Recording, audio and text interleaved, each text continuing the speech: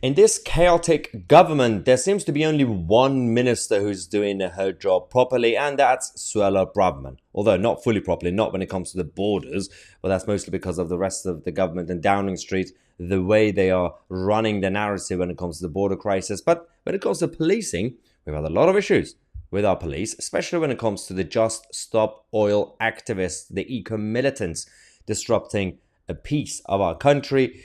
Now we have Chris Philp from the Home Office sent out by Suella Braverman to give more powers to the police to clamp down on Just Stop Oil activists breaking the law. It's not really about peaceful protests. You can still protest peacefully for now in this country, but you can't really go out there and break the law and block the roads and disrupt the peace. So this is the video we have from the Home Office and Chris Philp announcing these new powers. I'm about to sign this statutory instrument, approved this week by both Houses of Parliament. It amends the 1986 Public Order Act. It changes it to make clear that when the police are policing protests, including slow walking by people like Just Stop Oil, then the definition of serious disruption, the point at which the police can intervene, is now defined as anything that is more than a minor hindrance to the public.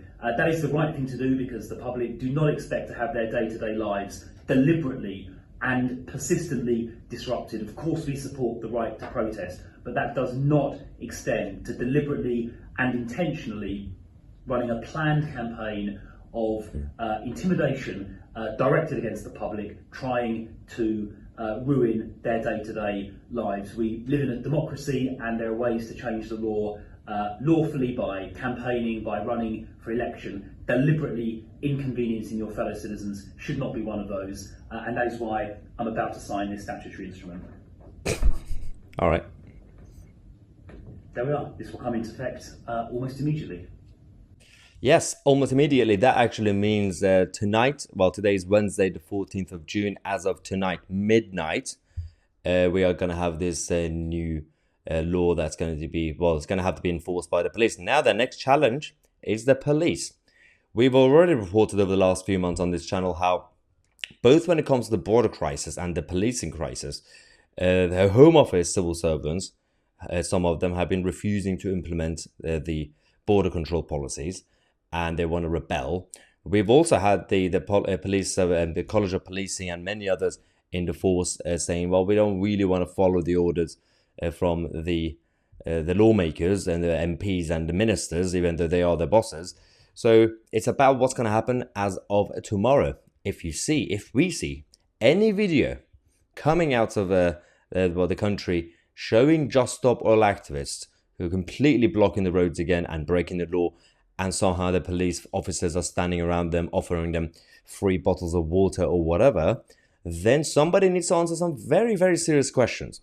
Obviously, the head of police must answer the serious questions, but also the ministers that we have, including Suella Braverman and Chris Philp, if they don't act on it, if they don't have some sort of show some discipline, then they also have to answer some questions. So as of now, as of tonight, we're going to have a new law in place. And so this means, on paper, we shouldn't see any more disruptions. So if we see disruptions, the police should actually completely and swiftly arrest them and take them away.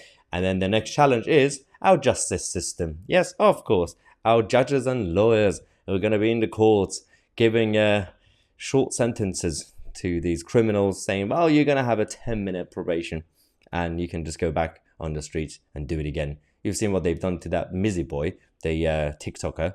He can still do whatever he wants, and he's going to get arrested again, and he's going to do it again, and he's going to get arrested again.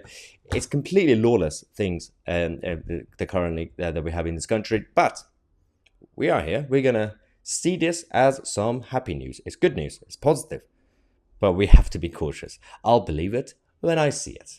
Thank you so much for watching. I'm Mahyar Tousi, and we are the media.